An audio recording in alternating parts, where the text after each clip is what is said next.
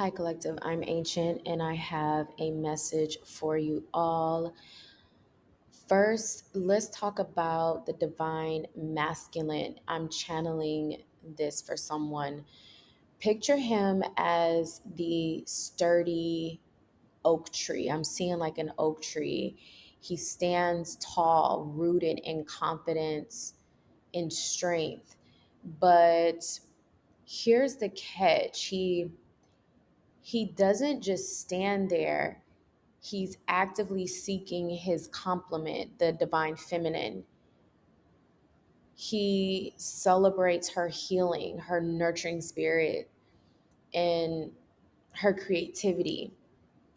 Now, picture the divine feminine as the flowing river. She's free, adaptable, flowing with rhythm of life, yet she too longs for connection. She wants the steady strength of the oak tree, someone she can trust to ground her. But what happens when these two forces come together, it's like a it's like a symphony. When the divine masculine falls in love with his divine feminine, it's about more than just attraction. It's sacred, it's respect and appreciation. It's recognizing the power and vulnerability and strength.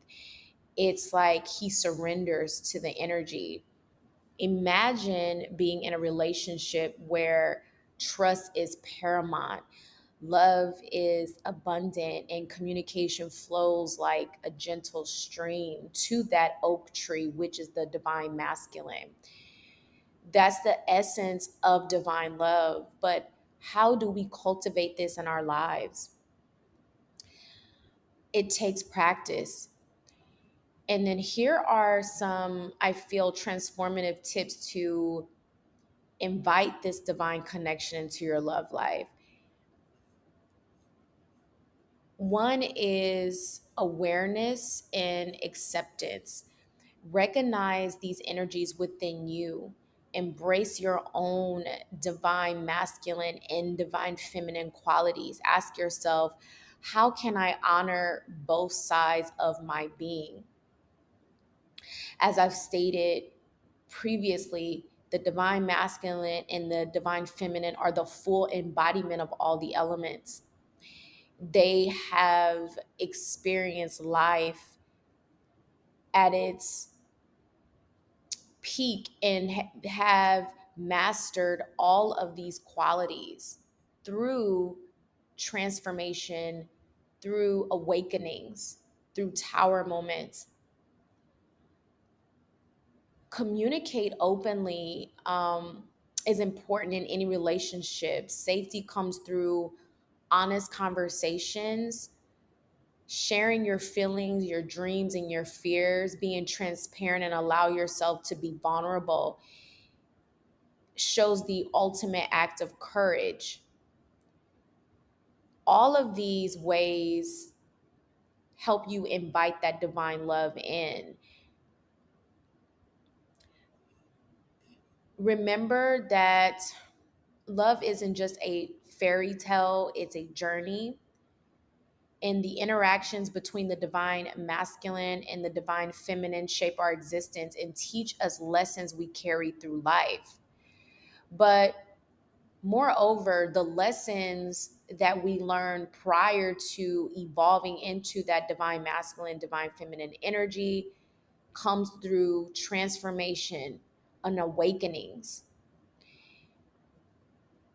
Becoming the divine masculine and the divine feminine is not for the faint of heart. It's not simple. It's not supposed to be easy. It is the ultimate reward for you going through those tough moments, for you experiencing those towers after towers. And don't get it twisted. You will experience towers as the divine masculine and the divine feminine. However, you have all the tools in your toolbox. When you see those towers coming, you know exactly how to face them head on, because towers are neither negative nor positive. They are the physical manifestation of change. It's like lifting weights, as I've used this before as an example. It's like lifting weights. Once you've gotten to your peak strength, you keep adding weight after weight after weight, and it hurts for a little bit, and then it stops hurting. And that's how you know you're building muscle. So you're building spiritual muscle each time there's a tower that enters into your life. You have the power to embody both energies. Partnering with them will transform your approach to love and life. So tell me, have you experienced divine love? Have you actually experienced someone that has gone through the multiple towers that you've gone through? Ask yourself this: do you want to be with someone who has not experienced what you've experienced? Do they deserve to be with you if they themselves are not a divine? Absolutely not. I don't use that term lightly, divine masculine and divine feminine, because you hear it quite often in the spiritual community that everyone strives to be that. But you gotta understand what that means. And if you're not that, don't be hard on yourself. It just means that you have more learning to do. It means that you need to continue mastering yourself before you can call yourself a divine feminine, a divine masculine, because those energies are able to see not only the flaws within themselves, but they're also able to help heal and see the flaws within other people. Divine masculines and divine feminines embody the energy of forgiveness. If you can't forgive your parents, you can't call yourself a divine masculine and a divine feminine. And they say, well, ancient, what if my parents are abusive and liars and manipulators? And well, as a divine masculine and a divine feminine, you have the spiritual frequency to understand that everybody's at their different paths and different lives, and there's something karmically that that person's dealing with, and they're going to deal with that in their own time. Forgiveness isn't for the other person, it's for you. And so, therefore, if you are truly divine, you have the ability to see your parent as almost a spiritual baby that needs to be healed, that needs to go through their own transformative portal, that needs to experience the ego death, the dark night of the soul. Perhaps you're the one to lead them there through conversation or through detachment. Just because it's your mother, your father, your sister, your brother does not mean they need to be in your life if they are abusive. A part of their transformation could be detachment from you. The tower could be you separating and isolating yourself from toxic people.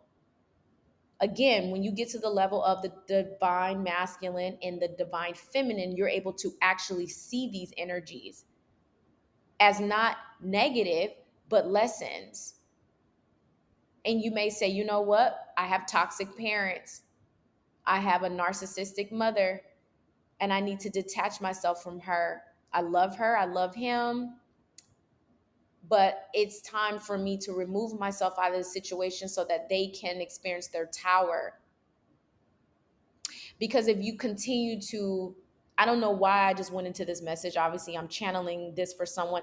But if you continue to enable the behavior,